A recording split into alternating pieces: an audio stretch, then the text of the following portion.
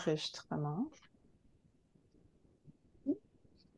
Donc, bienvenue à tous. Ça me fait vraiment plaisir d'être avec vous ce midi. On va donc participer à cet atelier D présenté par Desjardins. Donc, les ateliers D, c'est des ateliers pratiques qui sont dédiés aux entrepreneurs pour discuter, développer, devenir autrement. Mon nom est Roxane Classen, je suis directrice expérience client au réseau Mentorat, puis je suis très contente, comme je vous disais, d'être là avec vous ce midi. Sans plus tarder, j'aimerais vous présenter notre conférencière ce midi, Nancy Goudreau. Donc, salut Nancy, premièrement. Bonjour. Donc, je vais te présenter là, pour que les gens en sachent un petit peu plus sur toi. Donc, tu es titulaire d'un baccalauréat en commerce international de l'Université Concordia et d'un MBA Finance des HEC. Nancy est une professionnelle des affaires dynamiques et chevronnée qui n'hésite pas à partager ses connaissances et son réseau pour soutenir les entrepreneurs et les causes qui lui tiennent à cœur. Passionnée d'entrepreneuriat et forte de près de 25 années à collaborer au succès des PME, elle se spécialise dans le financement et le développement des affaires. En mars 2022, elle s'est jointe à Desjardins, où aujourd'hui, à titre de directrice générale financement durable, elle contribue à l'avancement de l'intégration des facteurs ESG chez les entreprises via l'expertise de Desjardins et de ses partenaires, ainsi que via l'offre des produits financiers adaptés. Elle va nous en parler un petit peu plus tantôt. Nancy s'implique avec succès dans plusieurs réseaux d'affaires, particulièrement ceux qui favorisent l'avancement de la diversité dans le milieu des affaires et l'innovation. Et elle siège au conseil d'administration du Réseau des femmes d'affaires du Québec depuis 5 ans. C'est un parcours impressionnant, Nancy. Merci. Donc, avant de débuter notre échange, parce que je pense qu'on va avoir beaucoup de choses à se dire, j'aimerais mentionner aux participants que l'atelier, donc, vous avez vu, est enregistré, donc ça va être disponible en différé. Je vous invite aussi à ouvrir vos caméras, c'est plus intéressant pour Nancy et moi. Puis, on va garder du temps à la fin de la présentation pour une période de questions de 15 minutes environ. Donc, n'hésitez pas, tout au long de l'atelier, de l'activité, vous pouvez écrire dans le clavardage tout en bas de votre écran, utilisez la bulle, puis posez vos questions. On va donc les relayer à Nancy à la fin de notre échange. Alors voilà, c'est parti. Alors, Nancy, si on peut mettre un peu la table ensemble. Donc, on a vu que l'univers du développement durable évolue depuis plusieurs années. Est-ce que tu peux nous parler davantage de la raison d'être de ton équipe en financement durable chez Desjardins, mais aussi nous donner quelques clés de compréhension de ce que c'est le développement durable ESG, des choses qu'on entend beaucoup dernièrement? Merci beaucoup, Roxane. J'espère que tout le monde va bien. Mon écran, je suis vraiment excitée de pouvoir partager ma passion. Je dois avouer que c'est quelque chose qui me tient beaucoup à cœur, tout ce qui est en lien avec le développement durable et tout ça, et la PME.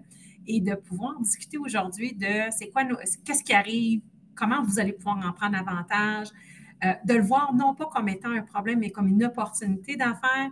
Ça, là, ça va me faire plaisir. Si je peux arriver à la fin de l'atelier puis que vous ayez le goût de dire hey, moi, j'en fais ou je peux en faire, j'aurai atteint mon but. Alors, voilà. Alors, en partant, merci. Fait que je vais commencer, comme tu le disais, le petit déroulement, l'équipe de développement durable. Pourquoi? Bien, la réalité des choses, puis probablement que plusieurs d'entre vous en avez entendu parler, on a été très vocal sur les intentions du Mouvement Desjardins, qui est quand même la plus grande coopérative canadienne à vouloir faire avancer tout ce qui est les émissions net zéro. Alors, notre objectif, c'est d'être zéro émission par 2040. Fait que je ne vous cacherai pas qu'on est 10 ans en avant de tout le monde. On ne se met pas de pression du tout. On aime ça. On veut être là. On va être de l'avant. Et ça veut dire que c'est non seulement nos opérations de base, mais comment aussi on va faire les utilisations, ce qu'on appelle les émissions financières. Ce que vous entendez, c'est-à-dire quand je prête de l'argent à quelqu'un, comment il est utilisé cet argent-là, dans quelle industrie elle va être. Ce qui veut dire que bien, ça a des impacts sur comment on travaille. Pourquoi? Parce que nous, on croit fortement que nos membres clients, ils ont besoin d'être accompagnés et la transition, que ce soit l'économie canadienne, l'économie mondiale, ne se fera pas sans que les PME y soient partie prenante. Ce n'est pas juste un enjeu de grande entreprise. Et de ça, ben, on a créé notre équipe de développement durable.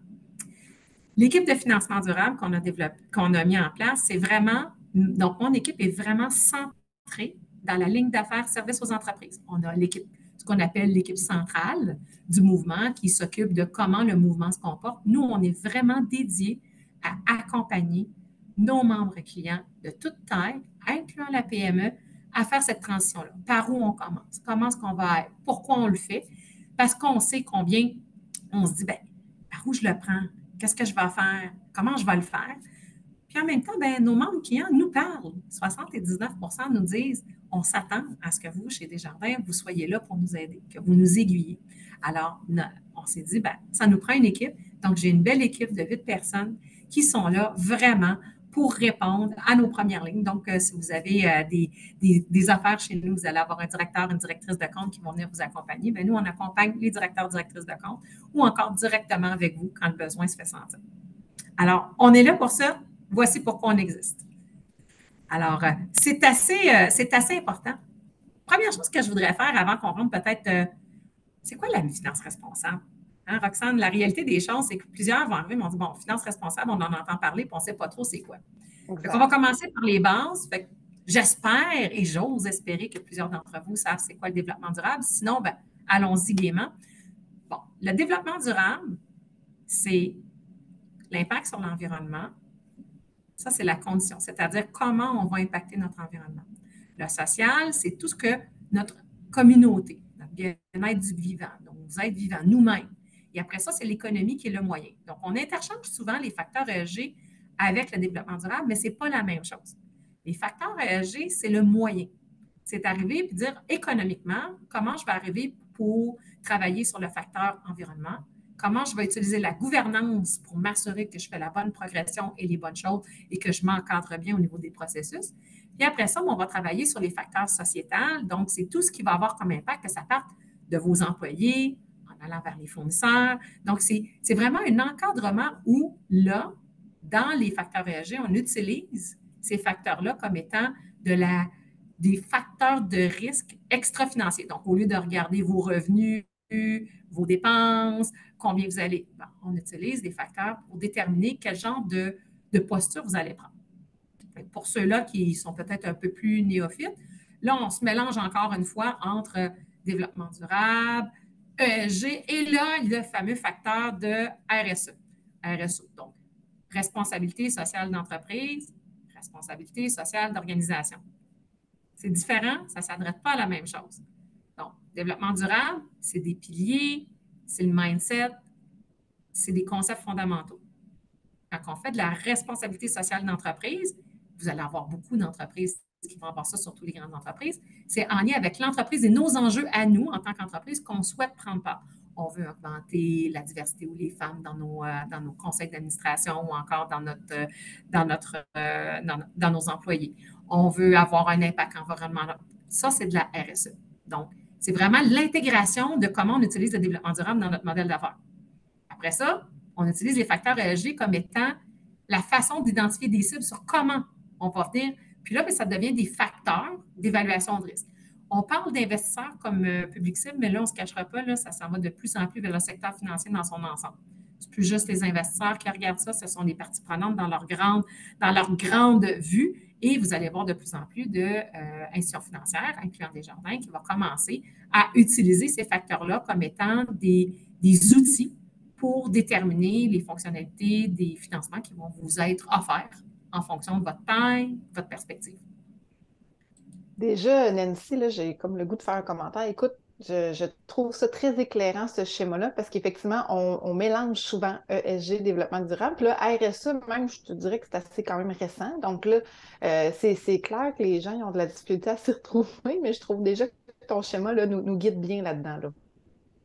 Bien, tant mieux. Puis ça, c'est quelque chose à garder parce que les gens, là, ils vont interchanger les mots, ils vont penser développement durable, RSE, ESG, puis après ça, on va se mélanger avec GES, la belle soupe de l'alphabet. Là, fait juste conceptuellement, là, développement durable, c'est le chapeauteur. La RSE, c'est comment on intègre ça à l'intérieur de notre modèle d'affaires. Puis le ESG, ce sont les critères qu'on utilise pour être capable de suivre notre progression et qu'on va venir présenter à nos parties prenantes pour déterminer comment on a fait évoluer justement notre plan d'affaires en lien avec le développement durable. Ça fait du sens? C'est une belle circularité? Absolument, absolument. Puis pour ceux qui voudraient savoir qu'est-ce qui rentre dans l'environnement, qu'est-ce qui rentre dans le sociaux, là, on en entend. Cybersécurité, c'est social. Vous pouvez le voir aussi dans la gouvernance, mais c'est généralement social. Quand on parle de EDI, c'est très à la mode, équité, diversité, inclusion, on est dans le social. Environnement, c'est souvent celui qu'on est plus conscient, on entend parler, tout ce qui est les gaz à effet de serre, les fameux GES, la diversité, l'économie circulaire. Fait que je vous ai mis ça, puis cette présentation-là va vous être fournie à tous les participants pour que vous ayez une idée de qu'est-ce qui rentre dans quelle boquette. Parce que souvent, on se dit, ben là, c'est quoi qui va où, puis à quoi ça sert.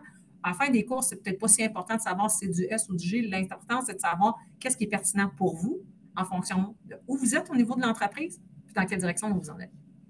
Effectivement, Nancy. Puis je pense qu'en fait, on pourrait même aller vers le clavardage. Donc, ma collègue Solène va vous envoyer une petite question. On aimerait ça savoir, Nancy et moi, ben, qu'est-ce que vous venez chercher aujourd'hui? Qu'est-ce que vous aimeriez apprendre?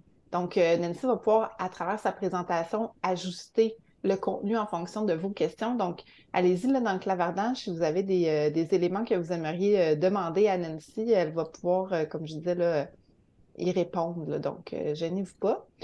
Entre-temps, nous, on peut quand même continuer, Nancy. Donc, là, on peut comprendre un peu plus les bases du développement durable et nuances autour de la finance durable, mais c'est quand même difficile comme PME de bien cerner c'est quoi les opportunités là, qu'on peut avoir pour nous, là. Donc, est-ce que tu peux nous donner des exemples, c'est quelque chose de concret? Absolument. Fait que je vous laisse sur une petite diapo que je n'irai pas trop en détail, mais il y a plusieurs morceaux à l'intérieur de la finance responsable puis la finance durable. Alors, quand vous entendez les différents morceaux, là, je vous laisse cette petite diapo-là pour le futur, pour dire qu'est-ce que c'est de l'investissement responsable. Et non, la finance responsable, ce n'est pas que ça. Il y a de l'investissement d'impact qui est en lien avec la partie capital de risque et il y a le financement durable. Ceci étant dit, où sont les opportunités pour les PME? Puis je sais que c'est ça qui va vous plaire le plus. Alors, commençons. On aime ça, hein? On est en affaires, on est en finance. Les fameuses statistiques, c'est tellement le fun, ça nous fait tellement parler. Bien, regardez bien, des petites études relativement récentes. La première que vous voyez là, qui nous arrive de McKinsey Company, est sortie en août 2023, basée sur 5 ans, de 2017 à 2021. Ils ont regardé un peu plus de 2300 entreprises et ils ont été capables d'identifier que les entreprises qui étaient plus performantes au niveau des ESG, donc avaient des meilleures utilisations des critères à l'intérieur de leur plan d'affaires en environnement, en social et en gouvernance, tendaient à avoir 2 fois plus de chances d'avoir 10 de croissance de revenus et plus versus leur pairs de même industrie et de même taille. C'est pas un peu, là, on parle de 10. Je pense Du qu'il y en a double de 10. quelques-uns qui viennent d'ouvrir grand leurs yeux et leurs oreilles. Ouais, hein? Oui. Ça parle, hein?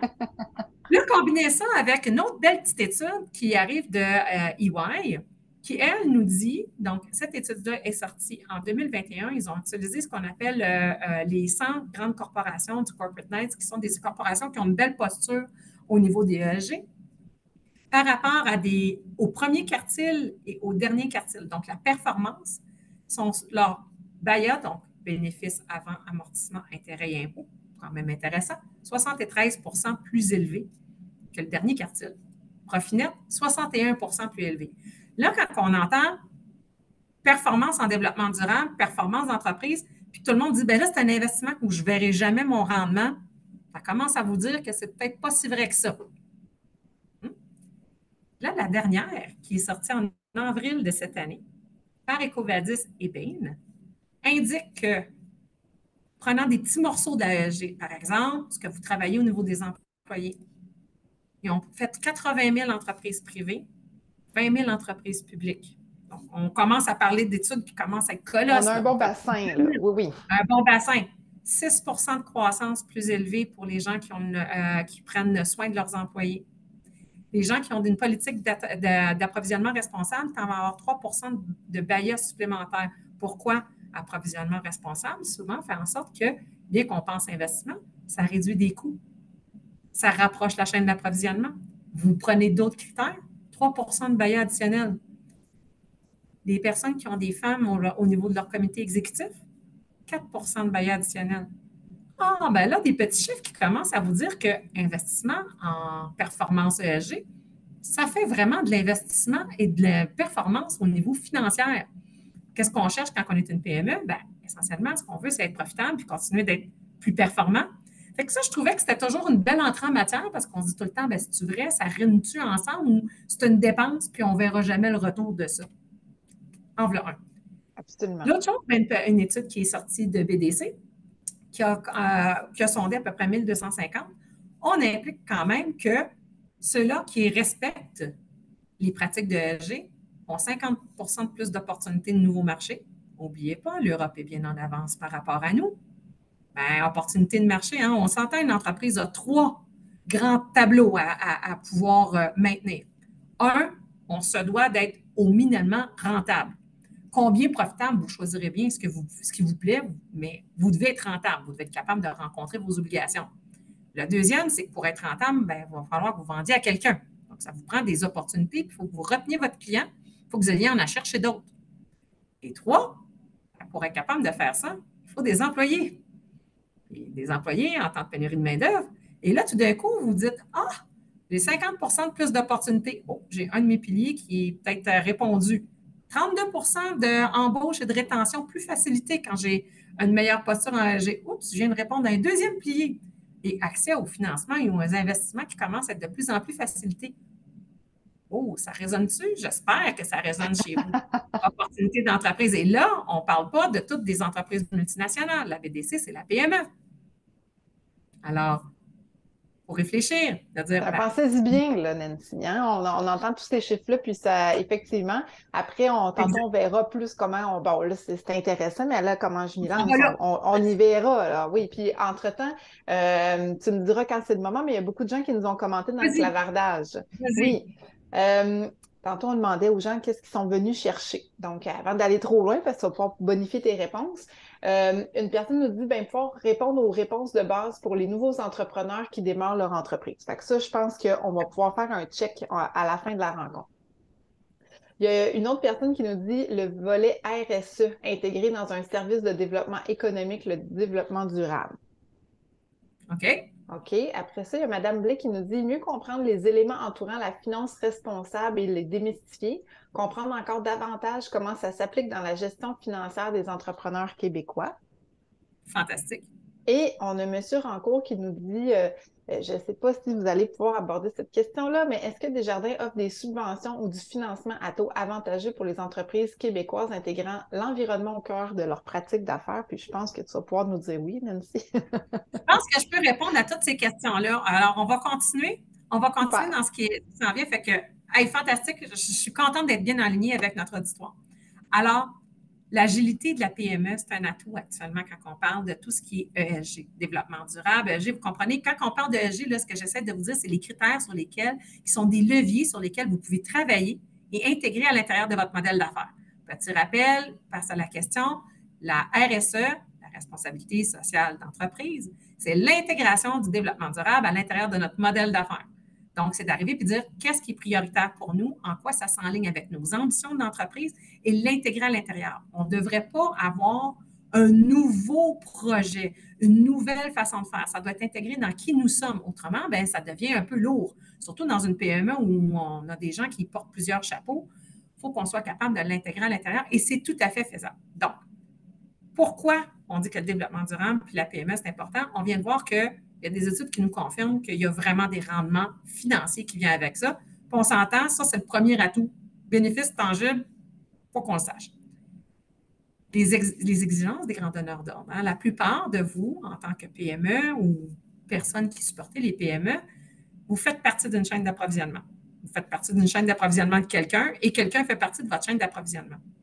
Bien, ce qui arrive, c'est que si vous faites la partie de la chaîne d'approvisionnement de grandes entreprises, par exemple, que ce soit une entreprise comme Home Depot, que ce soit Walmart, que ce soit Metro, que ce soit peu importe qui c'est, aujourd'hui, vous sentez bien que les grandes entreprises et les entreprises publiques sont non seulement sensibilisées, mais sont poussées par la réglementation à avoir des exigences en lien avec les facteurs ESG. Bien, veut pas, dans leurs exigences, une grande partie de ce qu'on appelle les émissions qu'ils vont faire, donc le fameux scope de carbone, c'est leur chaîne d'approvisionnement dans laquelle vous allez être. Si vous souhaitez rester et maintenir votre position de compétitivité à l'intérieur de ça, si vous ne commencez pas à réfléchir comment vous allez répondre à ces exigences-là, votre chaîne d'approvisionnement, vous pourriez vous sortir vous-même de votre propre marché. Puis on s'entend à trois piliers. On va être rentable, on va avoir des clients, puis on veut les retenir. Si vos clients vous disent, je ne veux plus faire affaire avec vous parce que j'ai besoin d'une entreprise dont ils ont moins d'impact sur l'environnement, parce que ça devient des critères au-delà du prix que vous offrez, au-delà de la géographie dans laquelle vous êtes. Là, on commence à avoir un nouveau critère qui commence à travailler autour de ça, qui peut venir impacter la décision avec qui il va faire affaire. Là, faites une réflexion également, poussons ça un peu plus loin, chaîne d'approvisionnement. Si vous êtes exportateur ou si vous souhaitez être exportateur, particulièrement vers l'Europe, sont déjà bien avancés par rapport à nous. Les critères sont déjà descendus en partie vers la PME. Mais vous voulez exporter là, vous allez peut-être vous faire demander des informations que vous n'êtes pas prêt à donner.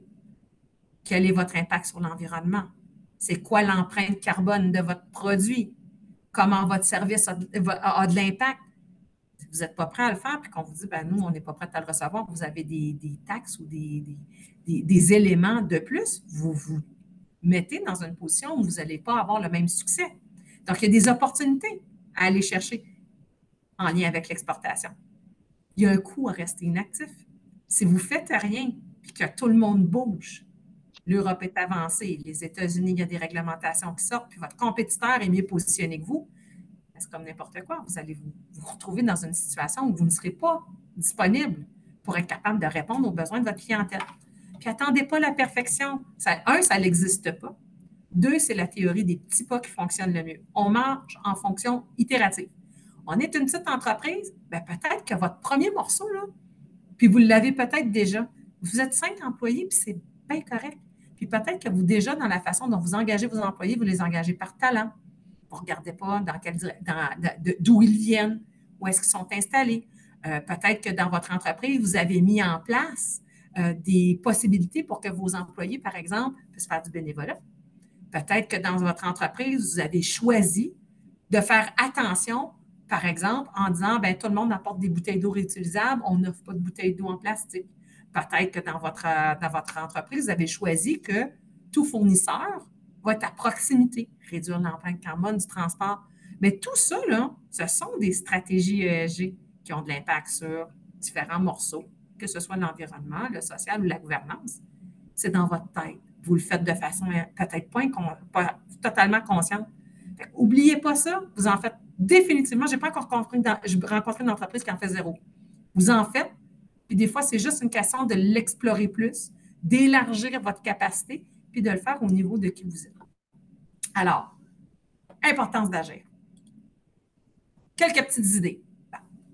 N'oubliez pas, là, si vous faites en lien avec l'environnement, bon, vous êtes une entreprise, ben, si vous décidez vous avez un produit, vous le transportez, vous utilisez des autos électriques, ben, c'est un investissement qui est intéressant. Vous réduisez non seulement votre empreinte carbonique, mais vous réduisez votre facture d'essence. Ici, on a la chance d'avoir une électricité qui a un coût quand même assez abordable. Qu'est-ce que ça va avoir comme impact? Vos poches vont vous remercier, hein? On va se le dire. Vous avez un emballage. Vous décidez de prendre un emballage qui est plus éco-responsable. Est-ce qu'on entend automatiquement plus cher? On a entendu la propriétaire de Zora Cosmétiques qui parlait qu'elle avait changé son emballage pour un emballage qui était à base de maïs, qui lui a coûté marginalement plus cher que son emballage qui n'était pas éco-responsable. Bien, ce sont des petits pas qui sont totalement à la capacité, à l'ampleur d'une PME qui n'exige pas des investissements de plusieurs millions de dollars pour être capable de faire un pas par en avant. Des fois, c'est d'être un peu plus créatif. Revoir, est-ce qu'on emballe, vous le savez, hein, on emballe la boîte qui, elle, a emballé un produit qui est gros comme ça dans une boîte qui est grande même. C'est ça qu'on veut faire. Peut-être pas. Peut-être qu'on pourrait le faire de même, mais si vous faites sauter un de ces emballages-là, c'est de l'argent de plus qui reste dans vos poches. Fait que des fois, c'est de repenser un peu comment est-ce que je vais l'offrir, de quel modèle que je vais l'offrir. Est-ce que je peux partager avec quelqu'un d'autre? Si vous êtes en mode service, ben, si vous utilisez des employés qui sont plus dispersés, ben, peut-être que vous avez plus de proximité avec vos clients, vous faites moins de transport, vous êtes content. Bien, tout ça, là, c'est de l'optimisation de coûts, c'est de la diminution de pertes. Et ça, c'est directement dans vos poches. C'est des super belles opportunités. Pensez au modèle d'économie circulaire. Qui ne veut pas être pris avec un paquet de déchets? Que vous soyez en train de défaire des boîtes qui, elles, c'est parce qu'on vous envoie du matériel, puis là, vous dites que je vais faire avec les fameuses boîtes en carton. bien, si vous trouvez quelqu'un d'autre pour les réutiliser ou vous pouvez les réintégrer à l'intérieur de votre projet. Qu'est-ce qu'il y a de mieux qu'une entreprise qui vient vous dire, hey, j'utilise des belles bouteilles en plastique vide, puis j'en fais des beaux petits sacs à lunch réutilisables. Ben, c'est de l'argent. C'est un intrant qui actuellement s'en va directement dans le déchet, qui devient quelque chose de valorisant. Bien, ces modèles-là, ce sont des modèles qu'il faut revoir et penser. Et souvent, dans beaucoup d'entreprises, on est capable d'intégrer ça.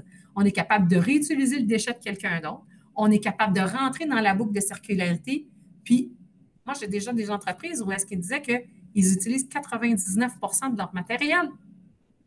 99 de leur matériel, imaginez, ça veut dire que tu as 100 quasiment de valeur sur l'intrant que tu mets dans ta chaîne de production directement encore dans les poches, au-delà de ce que vous faites au niveau environnemental. Puis des fois, c'est juste un changement de processus, de repenser comment on travaille, et c'est à la portée de tous.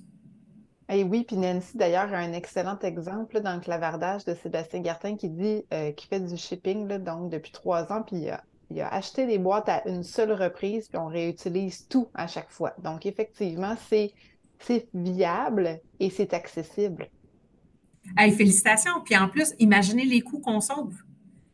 Fait que l'objectif aujourd'hui, c'est de penser beaucoup plus à bout en bout. C'est de dire, ben, c'est non seulement comment on le conçoit, mais comment ça sera utilisé pour plus tard.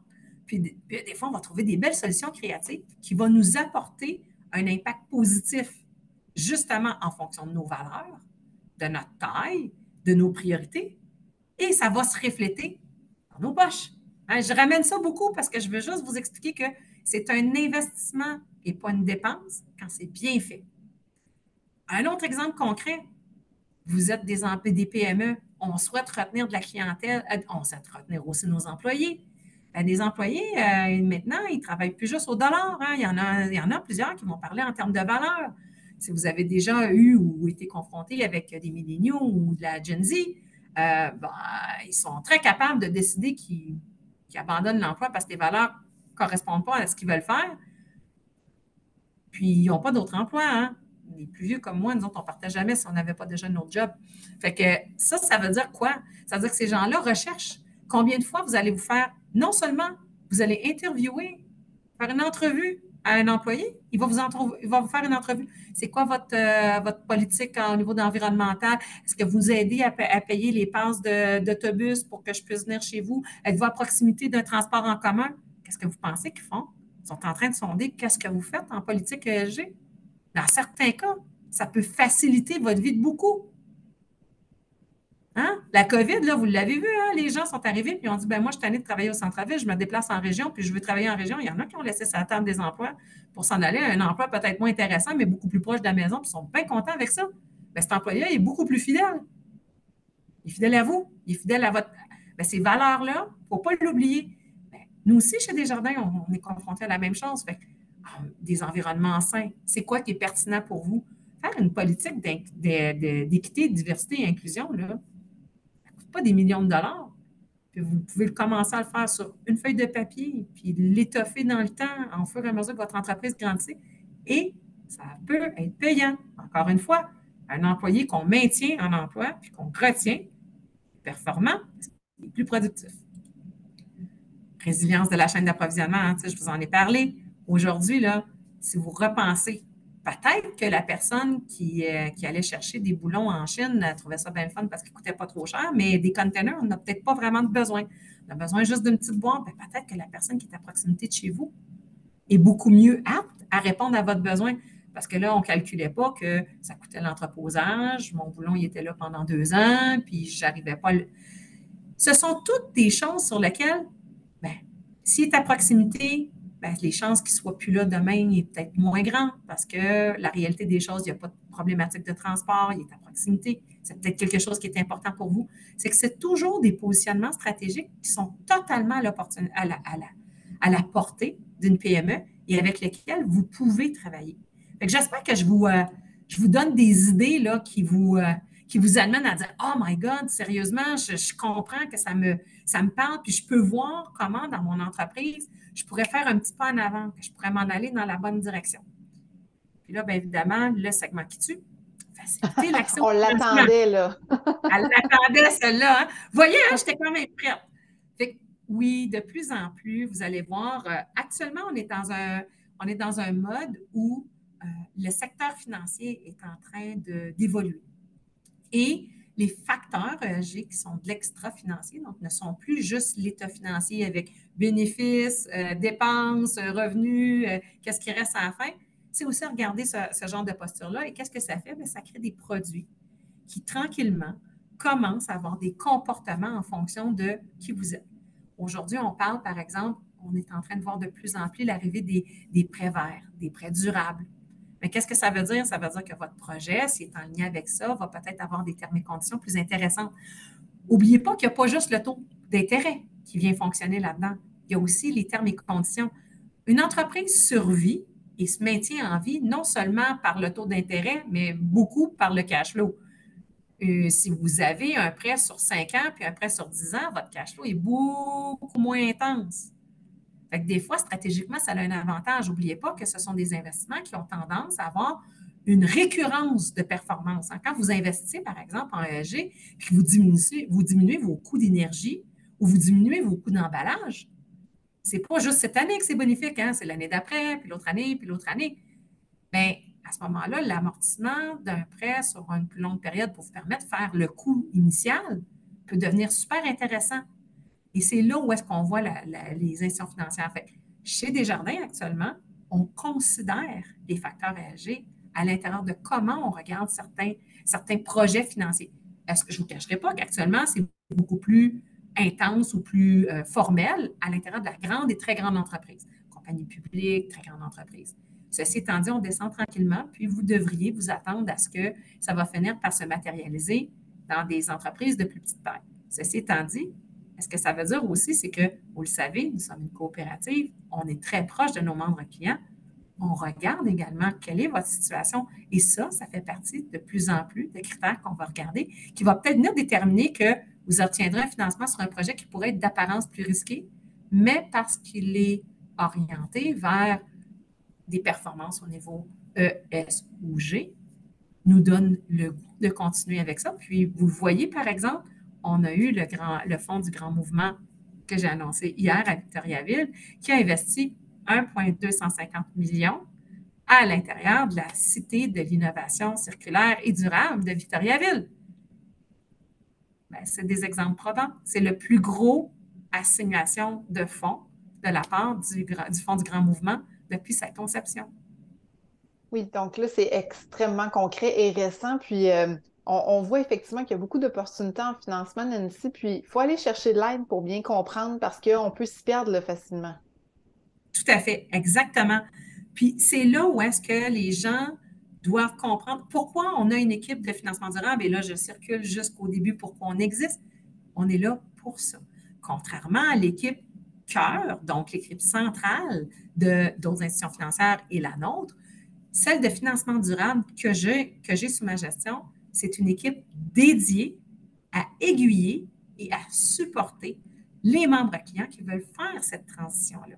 Donc, vous n'hésitez pas à parler à votre directeur ou directrice de compte, puis venir nous rencontrer, venir discuter avec nous. On est là pour vous aiguiller. Quels sont les produits financiers les plus adaptés? Quels seraient les partenaires pour vous aider? Vers où on devrait se prioriser?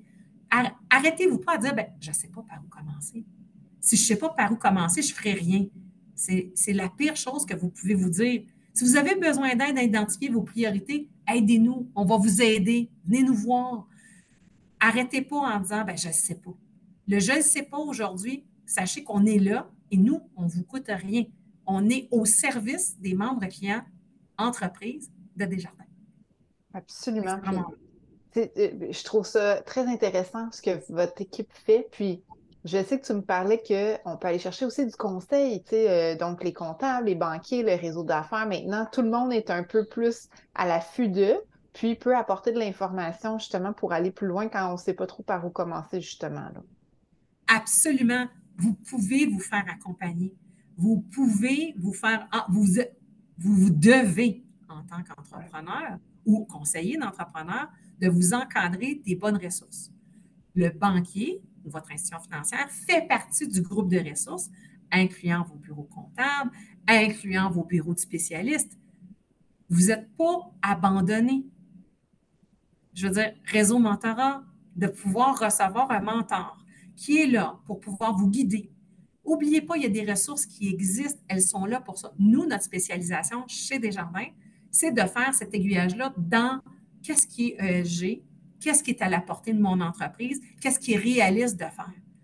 Il y a des beaux projets, des belles ambitions, il y en a partout. Mais la réalité, vous devez quand même centrer sur votre entreprise. Comment je fais pour que ça soit au bénéfice de mon entreprise réaliste?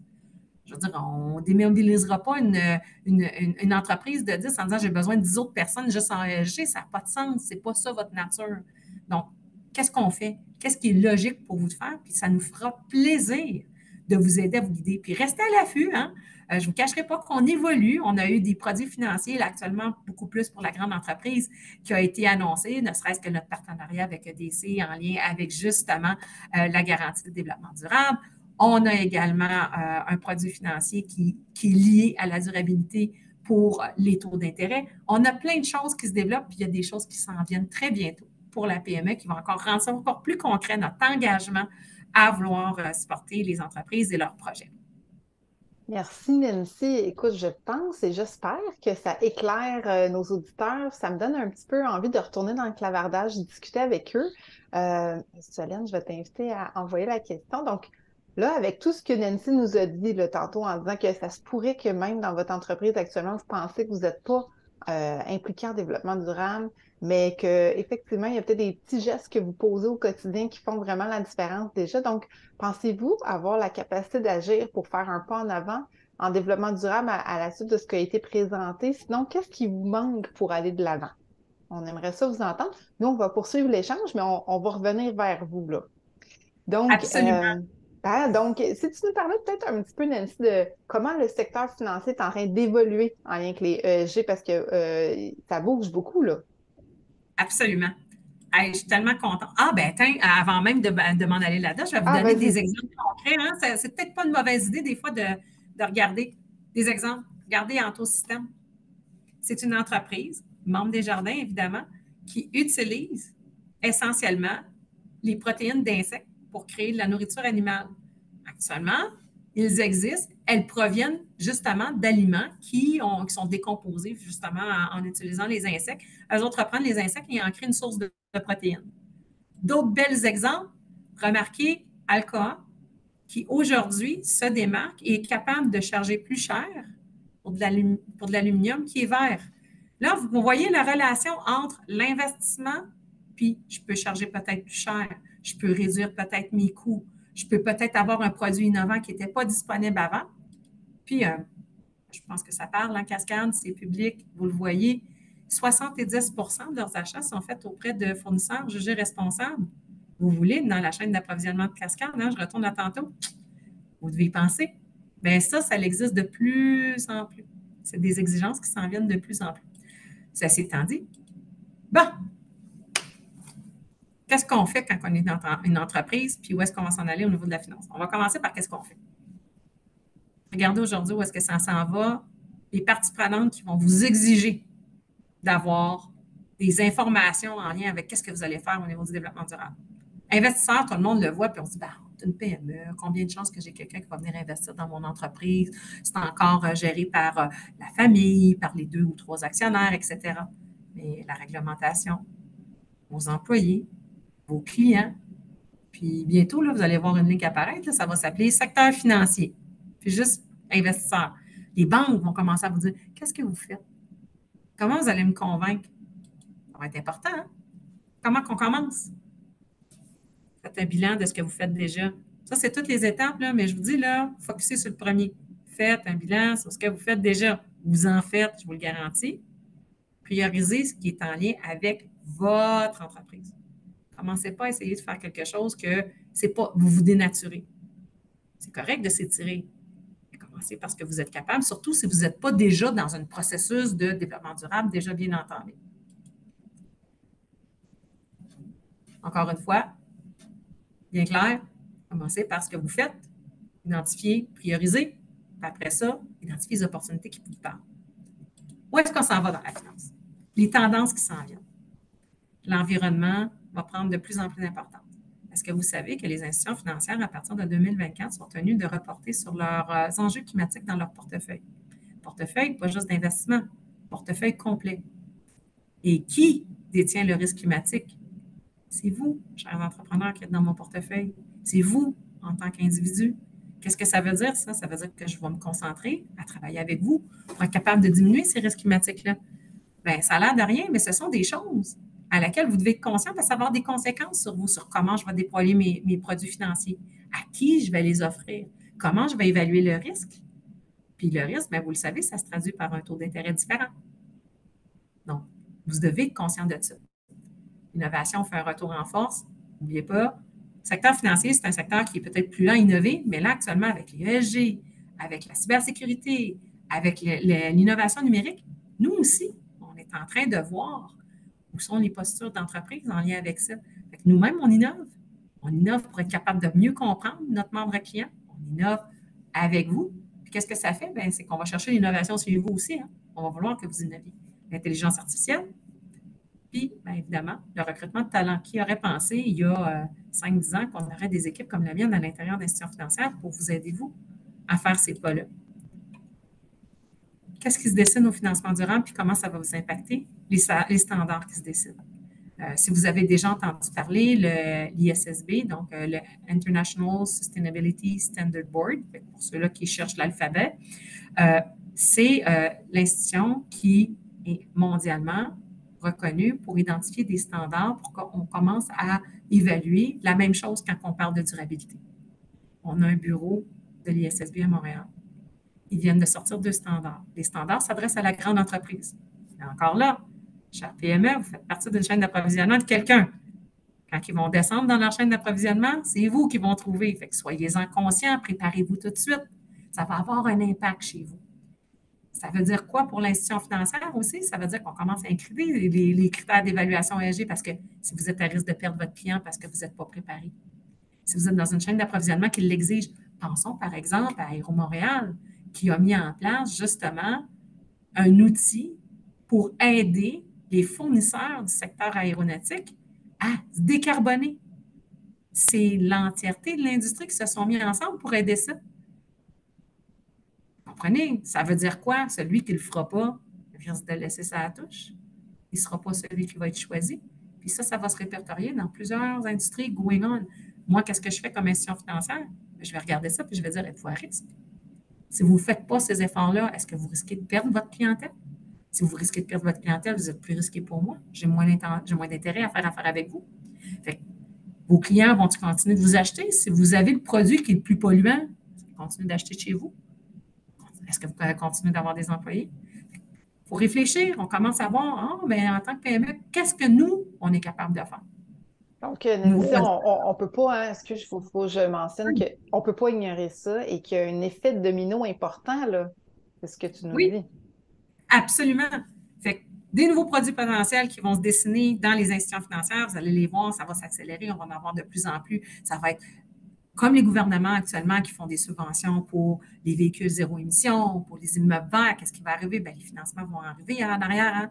L'immeuble vert, c'est pas la subvention qui le finance seulement, il y a le reste qui vient avec. Bien, nous autres aussi, on va s'adapter. Puis après ça, bien, qu'est-ce qui va arriver? C'est que l'accès au financement va venir impacter. Puis là, c'est plus juste l'investisseur. C'est vous, vous allez vouloir une marge de crédit, elle vous coûte plus cher parce que vous êtes moins bien équipé. Elle vous coûte moins cher parce que vous êtes mieux équipé. Ah, là, ça commence à toucher nos poches. Hein? On va vouloir travailler là-dessus.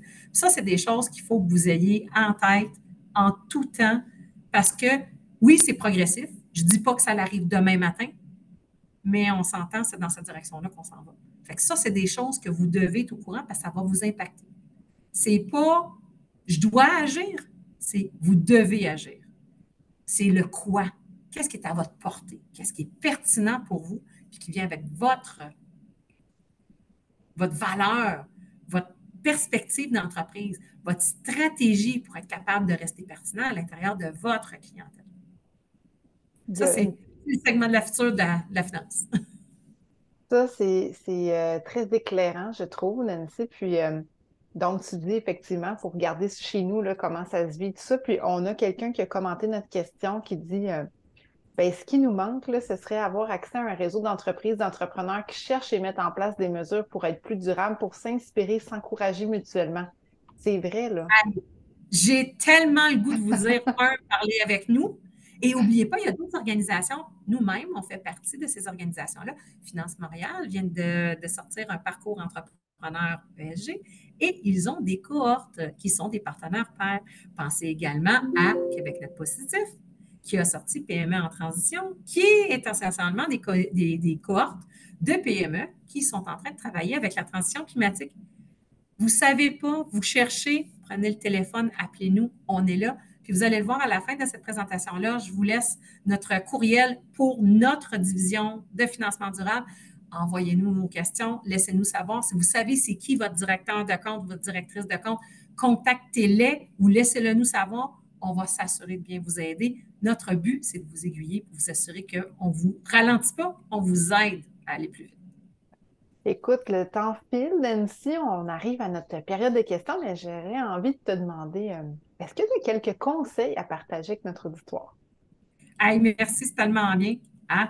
Voilà, conclusion, on se met en action. Le statu quo, ce n'est pas une option.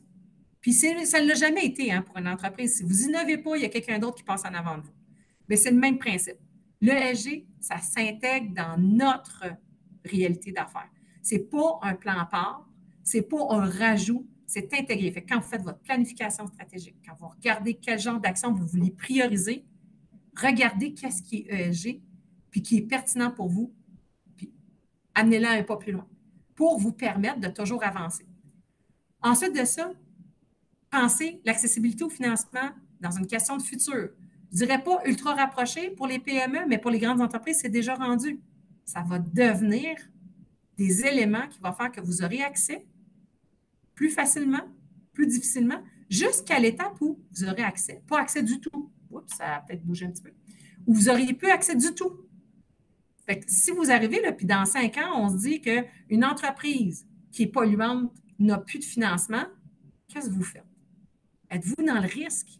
Puis c'est pas vrai que c'est pas tout le monde, mais il faut y penser. Est-ce qu'on va être vu comme ça? Puis après ça, ben, comme la divulgation prend de l'importance, vous êtes dans une chaîne d'approvisionnement, ben, la divulgation des grandes entreprises, c'est maintenant que ça se passe. Mais quand ils vont regarder leurs différentes émissions, la majorité des émissions, tout comme chez Desjardins, c'est leurs clients, c'est leurs fournisseurs. Ben moi, je m'en vais, puis je m'en vais vous voir, puis je me dis, ben, aidez-moi, est-ce que vous aidez mon empreinte carbone ou vous la rendez plus difficile? Puis là, je prends des décisions en conséquence de ça. Donc, aidez-vous à être en avant de la parade. Attendez pas que vous soyez poussé dans le coin parce que ça va vous coûter plus cher parce que vous allez être obligé de le faire plus rapidement. Faites-le plus vite. C'est Mais pas mal écoute, ça. je pense que c'est clair. Donc, on débute maintenant avant qu'il soit trop tard. Je pense que c'est le mot d'ordre, Nancy, si ce n'est pas Oui. déjà fait. Super. Écoutez, je vous invite à aller dans le clavardage, poser vos questions. J'en ai déjà quelques-unes en cours, mais Nancy est là avec nous jusqu'à 13 heures. Alors, profitez-en. C'est une ressource inépuisable. Ça fait 2 fois qu'on travaille avec elle. C'est pas pour rien. C'est une passionnée du sujet. Euh, on a deux questions qui viennent de M. Paul Ouellet. Il mentor d'ailleurs au réseau Mentorat, donc je le salue.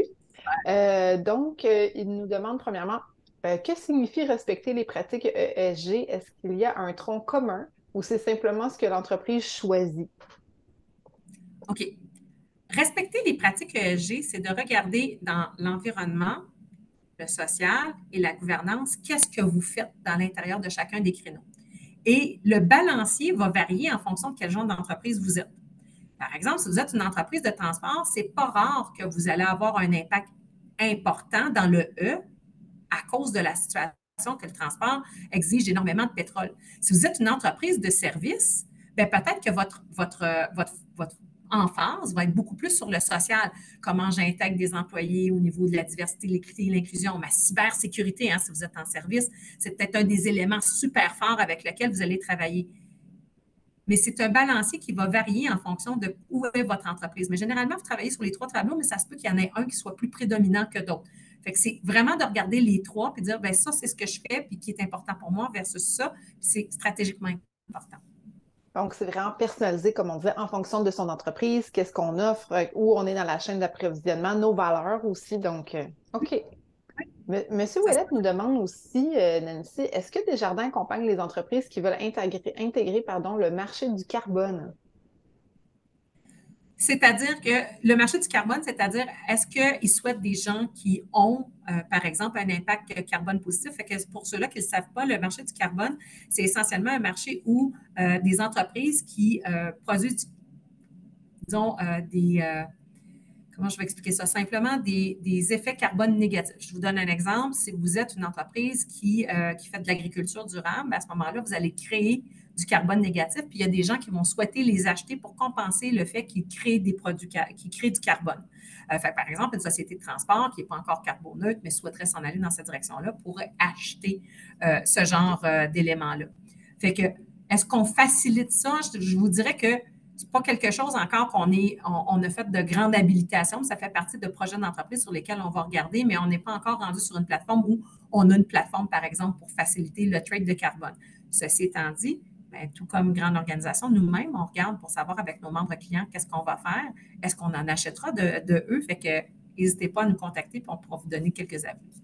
Mais merci pour cette précision-là. Je pense qu'il y en a plusieurs autour de la table qui ont appris aussi qu'est-ce que le marché du carbone en même temps. Je trouve ça super intéressant. On a aussi Myriam Garon qui nous demande comment on peut épauler nos entreprises agricoles primaires à travers les pratiques ESG. Absolument. Ben, ce qui est super le fun, c'est que, évidemment, vous comprenez, Desjardins, c'est quand même un des secteurs avec lequel on a le plus de présence, hein. C'est un secteur très prépondérant à l'intérieur de Desjardins. On y tient beaucoup. Et à l'intérieur de mon équipe, j'ai une personne qui est spécialisée en agriculture durable, justement. Alors, ça donne l'importance à laquelle on accorde à ce segment-là. Dans l'agriculture primaire, il y a plusieurs choses. C'est beaucoup autour de comment on vient renflouer et supporter les sols. N'oubliez pas, donc, que vous soyez dans la production, donc que ce soit du maïs ou autre, ou que vous soyez dans la production de viande, mais ça va avoir des réalités différentes. Des fois, ça va être de pouvoir utiliser, par exemple, les extrants puis en faire des items de biométhanisation, donc de pouvoir aller, par exemple, fournir à des coops de biométhanisation comme la coop Warwick, ou encore, ça va être de travailler, par exemple, sur comment est-ce que je renfloue mes sols qui sont souvent malmenés par les productions excessives. Fait que ce sont des stratégies, puis oui, on peut définitivement venir accompagner et suggérer quelques avenues intéressantes pour eux. Ah, très intéressant parce qu'on a quand même beaucoup de gens en transformation alimentaire et agriculture là, qui sont membres au réseau Mentorat, soit mentor ou mentoré. Donc, je suis certaine là, qu'il y en a plusieurs que ça intéresse. Écoute, Super. Nancy, ben, ça fait le tour de nos questions qu'on avait. Et je te remercie infiniment pour ta générosité, pour toutes les informations que tu nous as données, les références aussi. Vous allez avoir accès à cette présentation-là. Il y en a plusieurs qui nous l'avaient demandé dans le clavardage, effectivement, avec la vidéo en différé de l'activité. Euh, donc, comment je pourrais conclure ça aujourd'hui? En un mot, Nancy, as-tu un mot comme pour conclure notre activité? Je pense que je vais arrêter le partage, puis la Oui, chose que je vais retenir, là, c'est très simple, là, action. action. Mettez-vous en action. Et je crois que tu Choisissez celle l'aurais qui mis, vous hein, convient. en majuscule, surligné, tout ça. C'est assez C'est ça. clair. Merci Mettez-vous à en action. nouveau, Nancy, pour ta présence aujourd'hui. Je remercie évidemment Desjardins, qui est notre partenaire pour les ateliers D. Et puis, nous en aurons un autre bientôt avec l'une de tes collègues, Nancy, donc le 11 octobre avec Hélène Holland. Hélène, elle est directrice Start-up, développement et rayonnement des affaires, services aux entreprises chez Desjardins. Elle viendra nous partager en 10 axes les éléments clés du démarrage d'entreprise pour réussir en 2023. Ça va être très intéressant. Là, elle va parler effectivement de financement, mais elle va parler également de marketing, de main-d'œuvre, de ressources humaines, de gouvernance. Donc, manquez pas ça. On vous enverra tous les détails. Et puis, ben, je vous souhaite une excellente journée et au plaisir de reparler de développement durable avec toi, Nancy. Merci. Au revoir tout le monde. Merci.